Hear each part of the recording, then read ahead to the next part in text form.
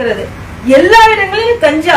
இன்னைக்கு உயர் நீதிமன்றம் என்ன சொல்லி இருக்கிறதுனா, காவல்துறைக்கும் கஞ்சா விற்பவர்களுக்கும் ஒரு மிகப்பெரிய சம்பந்தம் இருக்கிறது, நெட்வொர்க் இருக்குதுன்னு சொல்றாங்க. அப்ப அரசியல்வாதிகளுக்கும் திராவிட முன்னேற்ற கழகத்துலதான் சாதிக்க இருந்தார். சாதிக்கலாமா நம்மளாம் கேட்டுட்டு இருக்கல, சாதிக்க அவங்க வச்சிருந்தாங்க. ஆக அந்த பின்புலத்தில் திரைத்துறையிலும் திராவிட முன்னேற்ற கழகத்தை சார்ந்தவர்களுக்கும் இந்த கஞ்சா பரவுவதில் மிக அதிக பங்கு இருக்கிறது. காவல்துறைக்கு எவ்வளவு பங்கு இருக்கிறது கண்காணிக்கப்பட வேண்டுமோ, அதே போல அரசியல்வாதிகளுக்கு எவ்வளவு பங்கு இருக்கிறது என்பது கண்காணிக்கப்பட வேண்டும். கஞ்சா கலாச்சாரம் தமிழகத்தில் ஒழிக்கப்பட வேண்டும். இன்னைக்கு அதிகமாக வன்முறை கலாச்சாரம் தலையெடுப்பதற்கும் நிறைய விபத்துகள், நீங்க இன்னைக்கு பாத்தீங்கன்னா பேருந்து விபத்துகள் மிக அதிகமாக இருக்கிறது. இதற்கும் போதை ஒரு காரணம். அதனால இதையெல்லாம் கட்டுப்படுத்தப்பட வேண்டும் என்பது நமது கருத்தாக இருக்கிறது. மேடம், தொடர்ந்து எதிர்கட்சிகள் கஞ்சா குறித்தும் போதைப்பொருள் புழக்கம் குறித்தும் கண்டன அறிக்கை தெரிவிச்சிருக்கு.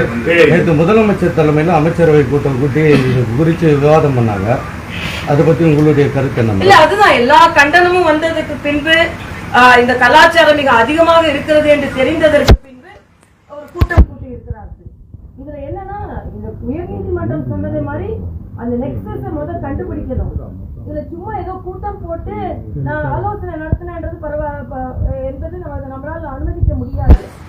மூலை முடுக்குகளில் இருக்கின்ற கஞ்சா கலாச்சாரம், இன்னைக்கு தமிழக கலாச்சாரம் என்பது கஞ்சா கலாச்சாரமாக மாறி வருகிறது. அதனால போதை கலாச்சாரமாக மாறி வருகிறது. அதனால இன்னும் இரும்பு கரம் கொண்டு இது ஒடுக்கப்பட வேண்டும் என்பது நமது கருத்து. ராமதாஸ் ஒரு அறிக்கை கொடுத்திருக்காரு. அதாவது தமிழகத்தில் படிக்கின்ற மாணவர்கள் இங்கிலீஷ்ல இருக்கு, சீட் இல்லை அப்படின்ற மாதிரி உங்களுடைய கருத்து? இல்ல, எல்லா இடங்களிலும் குறிப்பா இப்ப அரசாங்க பள்ளிகளிலும் அரசாங்க கல்லூரிகளையும் தேடி வருகின்ற மாணவர்கள் அதிகரித்திருக்கிறார்கள். பொறியியல் கல்லூரிக்கும் இப்ப மாணவர்கள் அதிகமாக சேர்க்கைகள் இருக்க வேண்டும் என்று விரும்புகிறார்கள். இன்னைக்கு நீட்டினால மக்கள் பாதிக்கப்படாமல் மக்கள் ஏழை மாணவர்களுக்கு அனுமதிக்கப்படுகின்ற ஒரு வாய்ப்பு இருக்கும் போது தன் கையில் மக்கள் படிக்கிறதுக்குள்ள வாய்ப்புகளை தமிழக அரசு இன்னும் அதிகமாக ஏற்படுத்தி தர வேண்டும் என்பது நமது கோரிக்கையாக இருக்கு. அது மட்டும் இல்ல, இன்னைக்கு 10வதுல கலைஞர் பாடம் இருக்கு, கலைஞர் பற்றிய பாடம். 9வதுல கலைஞர் பற்றிய பாடத்தை வச்சாச்சு.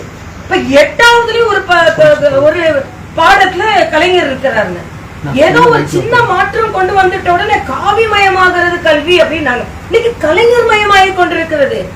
எந்த தலைவரை பற்றி எல்லா 8வதுல படிக்க ஆரம்பிச்சு, 9வதுல கலைஞரை பத்தி படிக்க ஆரம்பிச்சு, 10வதுலயும் கலைஞரை பத்தி படிக்கணும்னா ஒரு தலைவரை பற்றி எத்தனை பாட புத்தகங்களில் வைப்பீர்கள்? ஆக இதற்கு ஒரு வழிகாட்டு முறை இருக்கணும். எல்லா மரியாதைக்குரிய பாரத பிரதமர் சொன்னார், நம்ம அன்சங் ஹீரோஸ், அதாவது அறியப்படாத எத்தனையோ தலைவர்களின் தியாகம் இன்னும் அறியப்படாமல் இருக்கிறது. அவர்களை பற்றிய புத்தகங்களில் பாடங்கள் இடம்பெற வேண்டும். தமிழகத்துல எத்தனையோ முதலமைச்சர்கள் சிறப்பாக செயலாற்றினார்கள். இன்னைக்கு அண்ணன் இளங்கோவன் சொல்றாரு, இந்த ஆட்சி தான் காமராஜர் ஆட்சியா. எனக்கு அதை விட அதிர்ச்சியான ஒரு செய்தி இருக்கவே முடியாது. திமுக ஆட்சியை காங்கிரஸ் ஆட்சியிலே சொல்லிட்டாரு. ஆக இந்த 3 பாடங்களிலும் 3 வகுப்பிலும் கலைஞரை பற்றி பாடம் இருக்க வேண்டும் என்றால் இதற்கு ஒரு வழிகாட்டு முறை இருக்கணும். எல்லா தலைவர்களை பற்றி, எத்தனை தலைவர்களை பற்றி, எத்தனை சுதந்திர போராட்ட வீரர்களை பற்றி பாடங்கள் படிக்க இருக்கணும். ஏன்னா குழந்தைகளின் மனதில் விதைப்பது எல்லாம் நல்ல விதைகளாக இருக்க வேண்டும் என்பது எனக்கு கருத்து.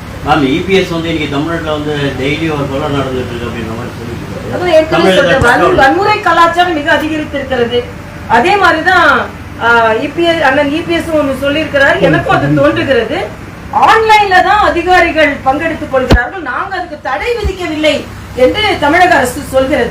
ஒரு விவாதம் என்றால் தண்ணி, நீங்க நேரடியா தண்ணி கொண்டு வரீங்களோ, நேரடியா பங்கெடுக்க கூட அதிகாரிகளுக்கு தயக்கம்னா எனக்கு என்னன்னு தெரியல. அல்ல, புதுச்சேரியும் சரி, கர்நாடகாவும் சரி, தமிழகமும் சரி, எல்லாருமே ஆன்லைன்ல தான் பங்கெடுத்துக் கொள்கிறோம் என்றால் நேரடியாக சென்று விவாதிக்க முடியும். அவசரமா ஆன்லைன்ல இருக்கலாம். கொரோனா நேரத்தில் ஆன்லைன்ல பங்கெடுத்துக் கொண்டோம்.